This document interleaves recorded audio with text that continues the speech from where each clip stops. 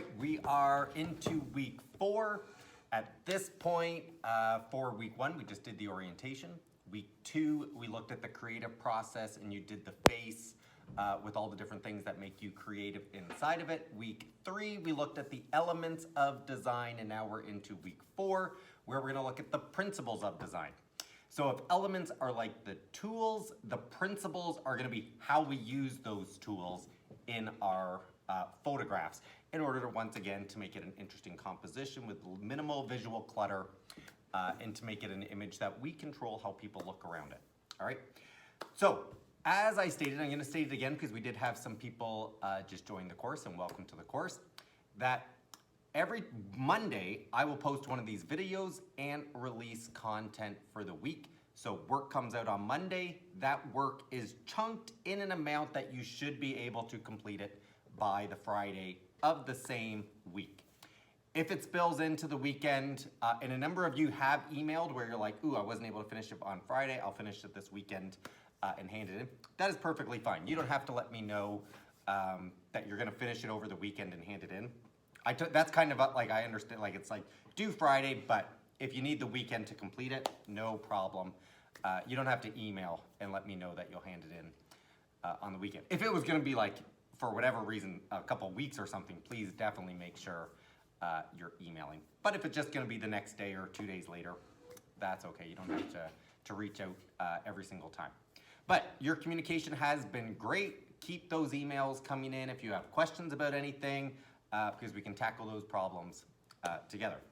4, because every week, so now this coming week, I'm gonna mark your elements of design and you will get the marks for that one. Where this past week, I marked your creative process faces. Your faces were amazing. It was great to see what makes everybody creative. Your little descriptions below your faces were well done, nice and detailed, describing why those different elements help you to be creative, whether it was music or going for walks out in nature, or different unique activities that people have, like horseback riding and things like that, that you incorporated, right? So I'll throw up some examples of faces that people made, and they were extremely well done. I was very happy with the quality that came in. And I can tell some of you were able to access Photoshop and try it that way.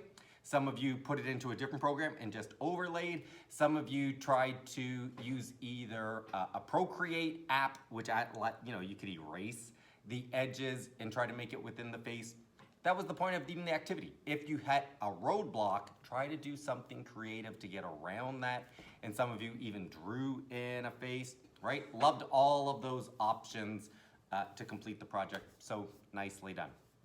For your elements of photography, hopefully you were able to find lots of images of line, shape, form, value, right? And you were able to see that in the world, right? When you're walking around, it's even good if you can start to see leading lines or how lines could direct someone's attention towards an image, right? If I'm looking at this TV, going right here, the top of the TV right here, that line leads you right back to me, right? The window lines lead you to me, the lines on the bulletin board here coming down, everything kind of draws the lines into this face.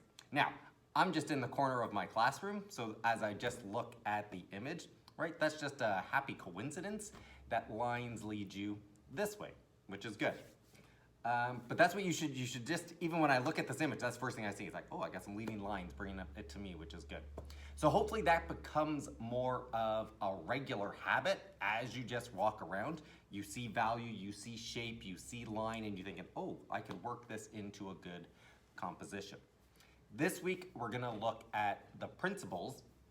So on your hub page, things are gonna be like emphasis and focal point. Is there one central focal point that you would like to focus on? Pattern and repetition, balance. Sorry.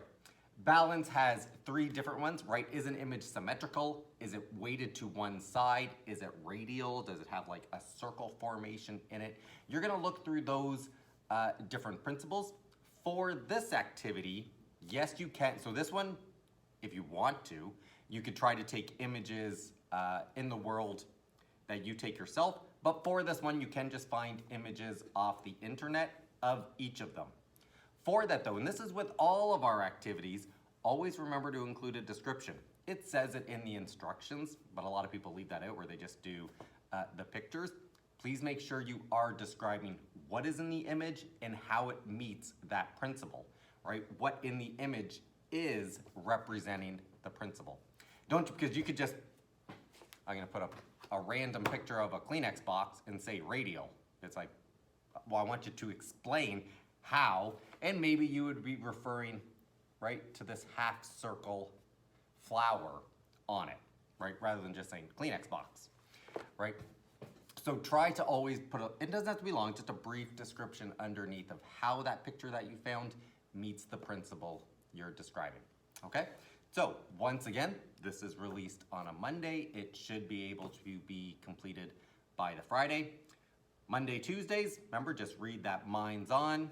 Wednesday, midweek, do the action, which usually is like a video or maybe a discussion post. And then consolidation is Thursday, Friday, where you're doing like the activity, the main part that you will be submitting. Okay? This one got 6 minutes. This was an even better one.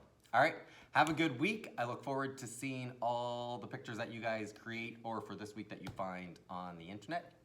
And I'll see you next Monday. Later, guys.